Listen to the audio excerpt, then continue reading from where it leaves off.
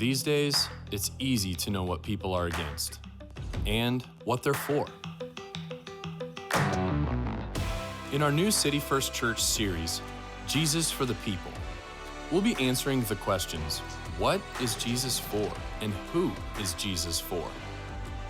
Here's the spoiler, the good news. Jesus is for you. And that changes everything.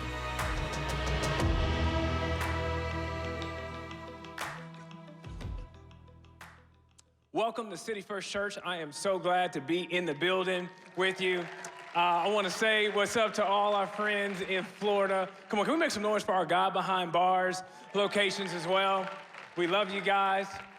Whether you're watching this message on your Peloton, maybe you figured out a way to stream that to your Peloton. I'm impressed if you did that. Roku, Apple TV, YouTube, Facebook, all the places you could be watching today's message. I want you to know that I believe God has a message for this season of our lives. Over the past couple of weeks, we have been doing a series called Jesus for the People. Week one, Jared talked about how Jesus is for the frustrated. If you've ever found yourself frustrated, I want you to know Jesus is for you. Week two, we looked at Jesus is for the unqualified. If you've ever found yourself in a place in life where you go, man, God can't use me for some reason or another, I want you to know Jesus is for you. Today, I don't want to look at a group of people necessarily that Jesus is for, but I want to look at something that like an idea that he was all about. And I think this absolutely changes the game for how we relate with the people in our world. Today, I want to talk to you about how Jesus is for loving our enemies. Now, before you turn off this message, before you get up and leave, I just want to submit a question to you because honestly, when we think about our enemies, the first thing we think about is like, well, yeah, we're not supposed to love them, like especially in 2020, and perhaps the most polarizing year you and I have experienced to date. We're going, man, hating our enemies, this is kind of a part of culture, but Jesus is for loving our enemies. And so I just want to submit a question, okay? Before you turn it off, okay, and if after this question you turn it off, okay, I get it, okay? But listen, I want to just ask you one question, and maybe this might make us lean in just a little bit. I just want to ask a question. What has hating our enemies done for us lately? I mean, what has hating our enemies done for us lately? We've tried a lot of things, but I don't know that we're getting any closer. I don't know that people are getting better. I don't know that our lives are getting any better by hating our enemies. Ladies and gentlemen, I believe that there are some people here today that you would consider yourself a Jesus person. You consider yourself a Christian.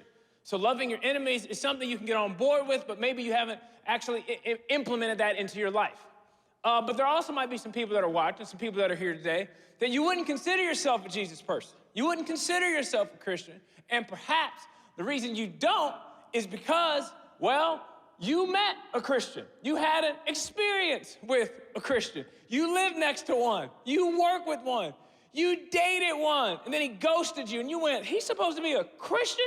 Or you married one. Oops. And then something bad happened. And you went, no, I don't want anything to do with that. And maybe you find yourself in a position today where you're going, but I know something needs to change. Like you, I've had experience with Christians that I thought, I don't know about them. I don't know if you've ever been on the internet, you've been watching some Christians post, you thought to yourself, Christians are so weird.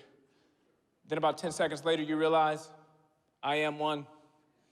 And I can't put this separation between me and them. I get it that the brand of Christianity sometimes doesn't have the best reputation. I've often found a gap between the brand of Christianity and the person of Christ.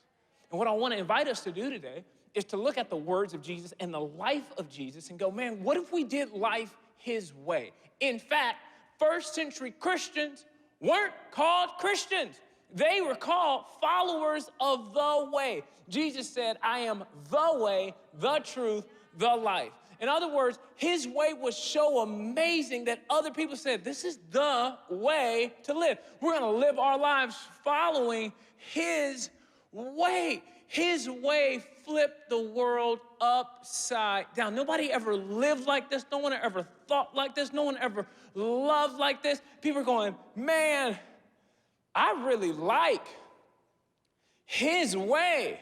You wanna know what we all have in common? We all have a way. I learned that I had a way. I didn't even know my way was a way until I got married, and I realized, ooh, I got a way of doing just about everything. I got a way that I fold clothes and do laundry. My wife has another way. We don't even do laundry at the same time. No, I got certain fabric softener that I like. I don't want my clothes smelling like your clothes. I want my clothes smelling a certain way, and your clothes stink, my clothes smell good. Okay, I got Downy Fresh. I don't know what you using on your stuff. Like, it's just different. We load the dishwasher a different way. We watch our kids a different way. My wife watches the kids. It's a whole classroom. It's a whole educational experience. They're out there reading books and feeling different things, learning about animals. I'm playing how high can I throw my children in the air legally and catch them. Like, I'm doing a whole bunch of other stuff. Like, we have a different way in which we do it. Us here today, we all have different ways in which we govern our homes. If I went to some of your houses right now, you'd say, hey, take off your shoes. Other people are like, no, man, keep your shoes on, man. Some of you would say, make yourself at home. Some of you are like, no, do not make yourself at home. Your feet stink, okay? We all have a way that we do cleaning. We all have a way that we brush our teeth. Some of us, our breath been stank for years, and we didn't know it until we started wearing masks all the time. Now you know what the rest of the world been enduring for 10 years. Thank God for COVID-19. Now, here's the deal. We all have a way. We all have a COVID way. Have you noticed that? Some people wear masks, but they wear their mask like right here. It's like, hey, bro, pick your mask up, okay? Has somebody ever been wearing a mask and walked up to you and took it down to talk to you? You're like, you missed the point of the mask, okay? So, but we all have a COVID way. We have a CDC way. We have a way of doing so many things. We also have a way in which we treat people that we disagree with. We have a way in which we oppose one another. We have a way in which we deal with our enemies. And I would propose today that our way isn't working. The way we treat enemies, the way we look at someone that votes differently than us, the way we look at someone that posts different than us. Man, I want to submit to you today. I think we should be followers of the way. The way. There's lots of conjecture going on in 2020 about Jesus. I love that people are trying to answer this question, what would Jesus do? And then they say something. We're like, I don't know if Jesus would do that. And then they be like, well, what would Jesus say? They go, I think Jesus would say, I think Jesus would protest. I think this is who Jesus would endorse. I mean, we've heard some crazy things about Jesus, like some people speaking for Jesus, but I'm like, I don't know. I've had people even tell me, this is what Jesus would post, to which I go, okay, well, on what social platform? Does Jesus have TikTok or Snapchat? Is he on Facebook or does he have a public page? Is someone else running that page? Is it Judas? What are we doing? How do you know what Jesus would do? What I want to invite you to do today is to follow in his way, to look at the life of Jesus in this core hallmark of who Jesus is. It's core to the person of Jesus, and it's loving our enemies. This idea is found in Matthew chapter 5, which is the Sermon on the Mount. This is the most famous sermon ever. Scholars believe that this sermon took about 3 days to deliver, and this would perhaps be day one. This is the first part of that sermon. It's found Matthew chapter 5, and it goes like this. It says, verse 38, you have heard the law that says the punishment must match the injury, an eye for an eye and a tooth for a tooth. But I say, do not resist an evil person. If someone slaps you on the right cheek, offer the other cheek also. This is perhaps the number one verse that people struggle with to go, I don't know. My new favorite rapper says it like this: try Jesus, don't try me because I throw hands. You know, it's this idea of like, hey man, you ain't just gonna slap me and expect me to just turn the other cheek. I can do a lot of things, you know, I can love my neighbor, but you want me to turn the other cheek? I don't know about that, but this is part of the brand of Jesus, but I want to give us just a little bit more context to what Jesus was speaking about. When Jesus speaks of a slap on your right cheek, it was culturally understood as a deep insult, not a physical attack. This was something that was going on in the soul. Like if someone were to slap you, it was a sign of, I don't respect you. It is an insult. It is a derogatory term. Something is being said about you that hurts your soul at the deepest level. You are offended. To which Jesus is going, hey, in that moment, keep it moving. I think Jesus, I like this illustration because if any one of you was slapped right now, your natural reaction would be to slap back, maybe slap back 1 or 2 times, throw hands, maybe shoot them. I don't know. I don't know your story. But you're like, I don't know how crazy you are, but you might have some history that makes you go, oh, no. I'm going to make sure that this person never slaps anybody ever again, okay? But your natural reaction would be to respond back. It's the same thing Jesus is trying to illustrate for us whenever we're insulted. That the temptation is to, insult back. This is what we were taught in middle school. Remember, if someone was talking about my mama, then that gives me the right to talk about your mama. And so literally, we were giving out social trophies in middle school for people that had the ability to dig deep within their soul to be able to do a comeback. You said something about me. Oh, now I'm going to come back at you in poetic fashion. And so whoever could do that the most, we would actually applaud their ability to find the worst about themselves and spew it out on someone else. Is that really who we want to be? Jesus is going, do you realize who you have to become to insult them back? The insulting game is one you don't have to play. We're not talking about someone that is weak. We're not talking about someone that is saying, well, okay, I'm not going to defend myself if I'm physically attacked. No, we're looking at something that is insulting, something that offends us, something that grinds our gears. And here's what I want you to know about an insult. It is an invitation to pull you out of character.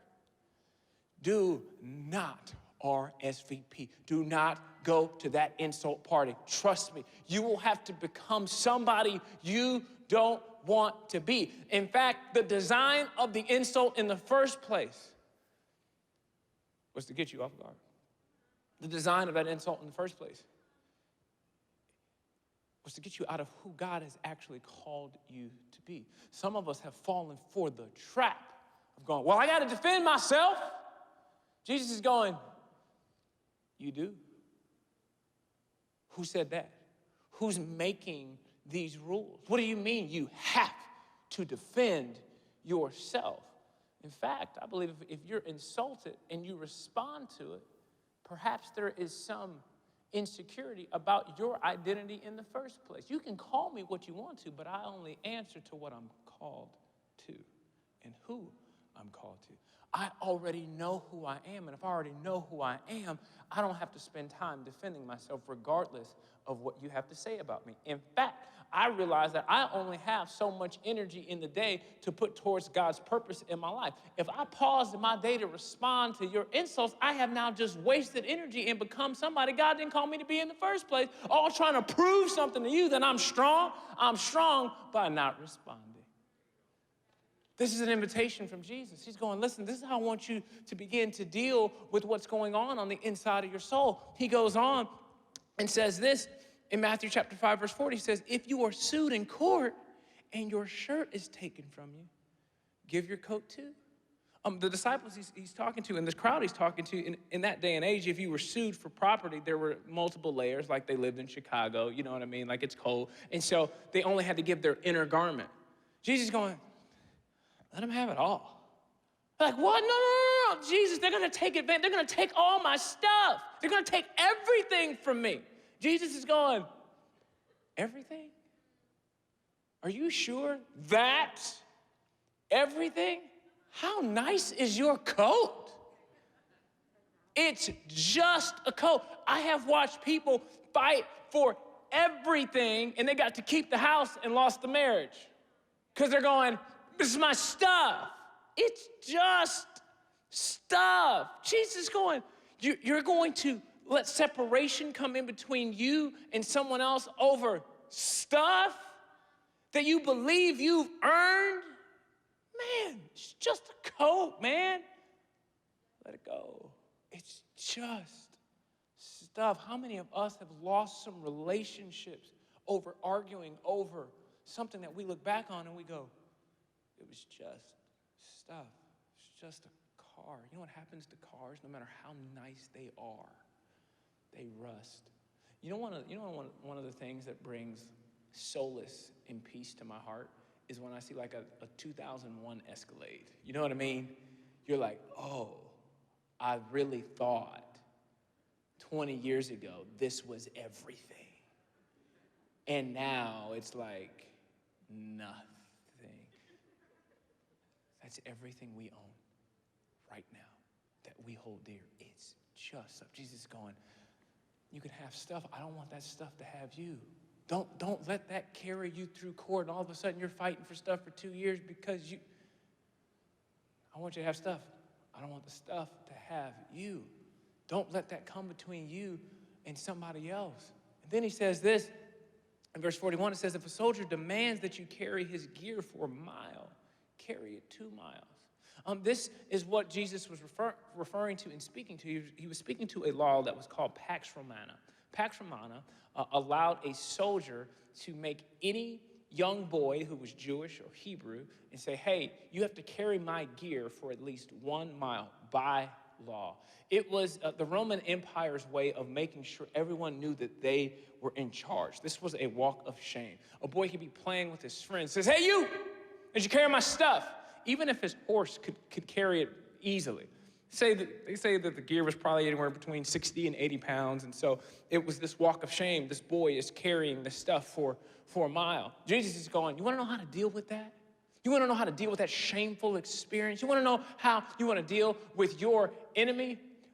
Kill him with kindness. Can you imagine? You're a Roman soldier. You're a jerk. You're trying to prove your authority over people. Hey, you, carry my stuff. And somebody responded, I got you. Where are you going? How far? A mile? Man, I got you on 2, bro. 2 miles. I got you. No problem. What do you mean? 2 miles? No. The law says 1. Yeah, I got you. I'm going to go the extra mile, though. Come on, let's go. What do you do with it? You want to know why this is brilliant on Jesus' part? Everyone that Jesus was around was going, I hope he saves us from the Roman Empire. I hope he eradicates them altogether. Yet if you study the teachings of Jesus, it's like they barely even get honorable mention. It's like you can't even tell that the Roman Empire is his enemy. I mean, they are the ones that crucified him in the first place. Jesus is going, yeah, I don't need to save you from them. I actually need to save them and you. And the way we do that is by loving them. I didn't come to get rid of them. I came to save them. His way was just so much different than anybody else. He's like, yeah, go the extra mile. Can you imagine if this is what Christians were known for? Can you imagine if this was how we operated at our job? Can you imagine if the people that we work with, when they say, hey, man, we need you to work on Saturday, you go, yeah, that's cool. Yeah, what you need? Hey, we need you to stay till about 6 today. Yeah, I got you to 7. What's up? Like, that's people that would just go the extra mile, that would say, you know what, man, I'm not going to let you have a hold on my life. I want you to know that I am following a way that is so much higher than my own way or even getting my own way. This is the setup that Jesus is laying a foundation for before he says something that is so iconic, before he says the thing that completely separated him from any other teacher in human history, where he says what we're talking about today. You have heard the law that says, love your neighbor and cancel your enemy. This slide is broken. That ain't what it says in the Bible. It says, you have heard the law that says, love your neighbor and hate your enemy. They were actually taught that it was their religious duty to hate their enemy. It's like, oh, that's good. Hey, take care of your neighbor. The people like you, yeah, take care of them. But if it's the enemy, yeah, you're supposed to hate them. Jesus goes, no, that's not how we roll. I know what you heard, but I say to you, love your enemies, pray for those who persecute you. What? I mean, if you're a guy behind bars right now, you're going, what he's at? If you're in Florida right now, you're going, whoa, what? You're in the state line area right now, you're going, whoa, Jesus, listen, wave at him, okay? Okay, I'll wave at him. I'll give you a wave, Jesus. But love, pray. I mean, let's just think about what we've tried thus far with these people. We've tried posting about them. That changed them, right? No. We've tried complaining about them. That changed. Have you ever complained someone into change? No. We've tried hating them. We've tried holding bitterness towards them. What's that done for us? What has that done to them? Did that get them? Ooh, you got them. Holding on to that unforgiveness, that bitterness. Ooh, you'll show them. What if they're not even watching? But yet, you treat everyone like them. So now it's actually ruined a bunch of your relationships. The question I want you to ask this weekend is this, have I even tried praying for them? Like, when was the last time I even just paused and prayed for someone that was wearing a different jersey, cheering for a different team? I mean, can you imagine what our lives would look like if we just paused long enough to say, you know what? I'm not really sure that anything else I've tried is working. So what if I just prayed for those people? One of the favorite things that me and my wife love doing for date night, since it's COVID year and you have to kind of figure out how to do fun stuff without being able to spend time in crowds of people. So now, one of the things that we have found that we love to do is we love touring other neighborhoods. My wife's really into interior design, so our favorite thing is to find gated communities that leave the gate open for about 10 seconds too long, and we go in there, sue me. So I wave at the neighbors like I live there. What's up, y'all? Y'all good? They were like, oh yeah, wait, does he live there? I might. Who knows what the Lord gonna do in this neighborhood, you know? So we'll be driving through the neighborhoods and just admiring the ambiance and different nuances of different architecture. And some neighborhoods are newer, some are older, some have different character. And you know, we kind of do our thing, and it's just fun for us. And so lately, what we've noticed is we'll pull into some neighborhoods and we'll see a sign in the yard that says, "Vote for Biden." We're like, oh, here we go. I see what kind of neighborhood we're in. All right, cool. At least I know. Then we drive another 30 yards. And all of a sudden, about 30 yards later, we see a different sign that says, "Vote for Trump." I said, babe, what do you think's happening here? This is getting interesting. And then we drive a little bit, and then we see this mansion. It's got this a whole banner hanging off the master bedroom next to a slide going into a pool. Okay, I told you it was a gated community. They weren't playing games, okay? So I see this banner. It says, "Vote for Trump." I said, ooh, they ain't playing. But then we look across the street, and they have a competition going on. There's another banner across the street that says, "Vote for Biden." I said, babe, what do you think it's like for them when they take out the trash at the same time? I mean, this is interesting. I mean, are they enemies? I don't know. I mean, are they less than enemies? Like, what's below enemies? You know, like a frenemy? No. Like, what do we call it? Like, but I'm thinking to myself, if either one of them considers themselves a Christ follower, well, I'm not saying they need to take their sign down. Vote, absolutely. I already voted. I early voted, okay? Y'all slow. I don't know what's wrong with y'all. Listen, here's the deal. So I'm sitting there thinking, if you're a Christ follower, I think it would move you to get past your signs and past theirs and love them anyways. Now, let's say I'm sitting with these neighbors in these gated communities, and we're talking about their banisters and their banners, okay? And they say, Ryan, there is nothing you can tell me to make me love my enemy. I would say to them, okay, I get it, but you do have to love your neighbor.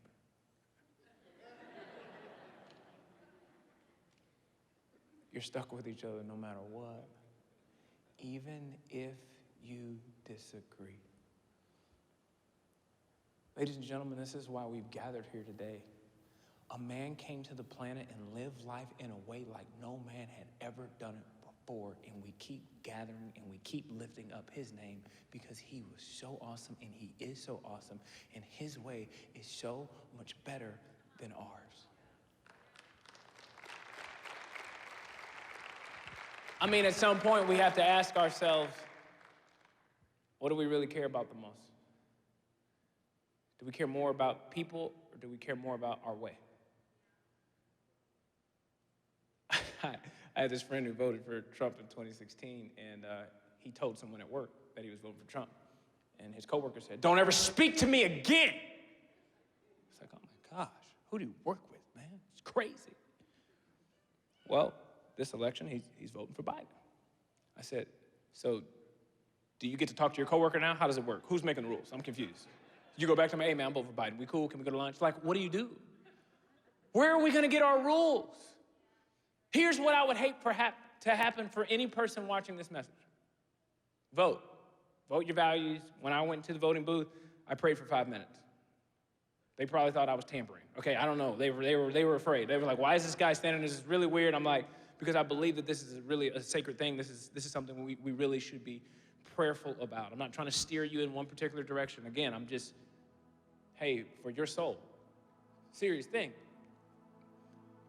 But what I don't want to happen, my prayer for you, is that in this season, when you find yourself disagreeing with someone, when you find yourself in an awkward situation, in an opposing situation, especially around an election,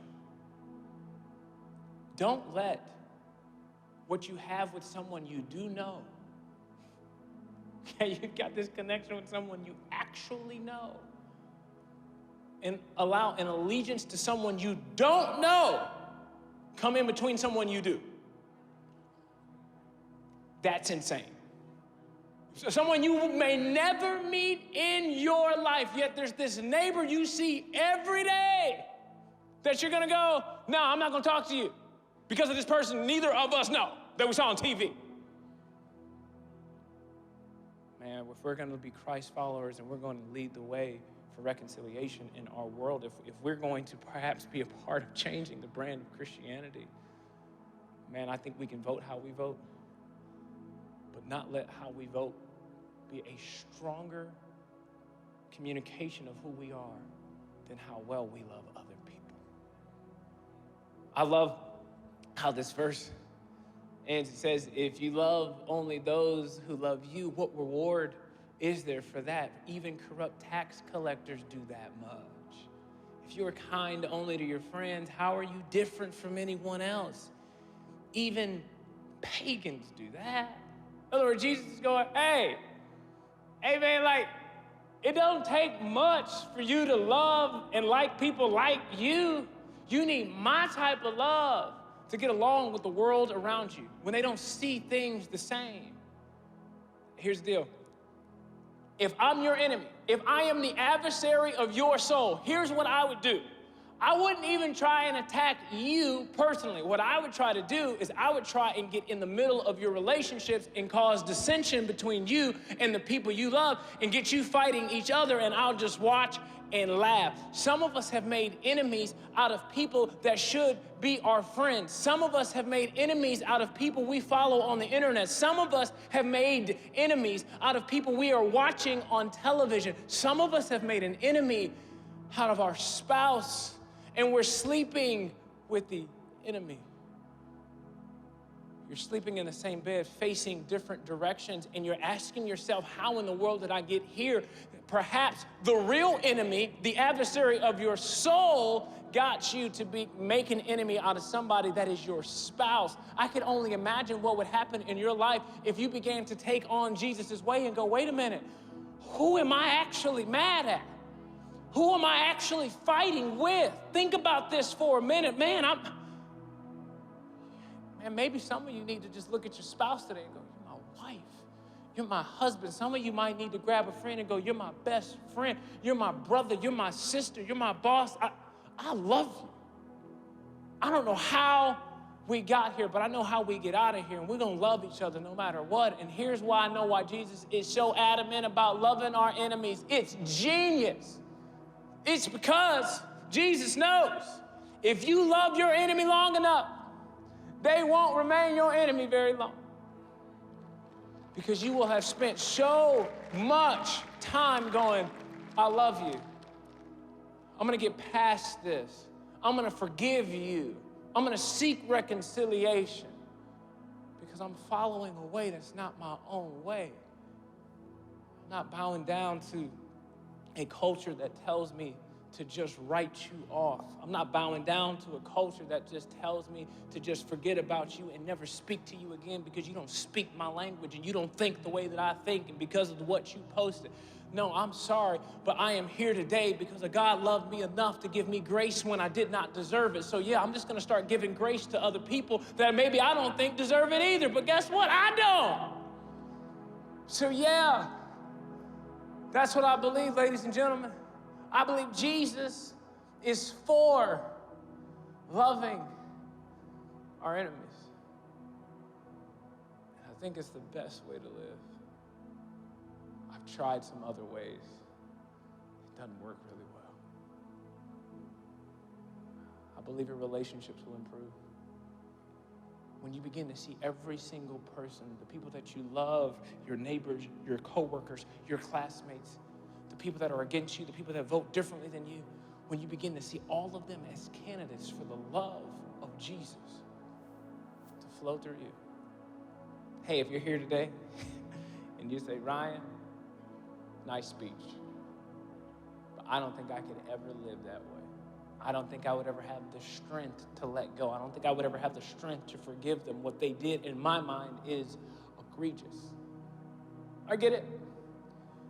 You probably can't do it on your own.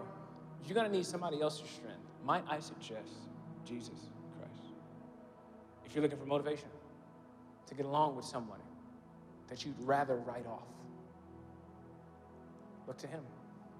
Don't look to the brand of Christianity. Look to the person of Christ.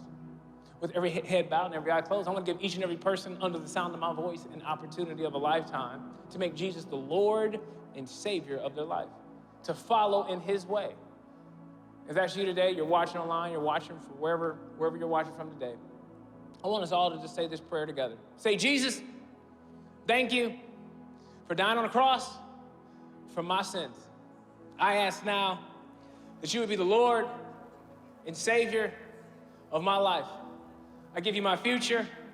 I give you my relationships. I give you my dreams. I give you my life. In Jesus' name we pray. Everybody said, amen. Come on, can we make some noise for everybody that prayed that prayer for the very first time?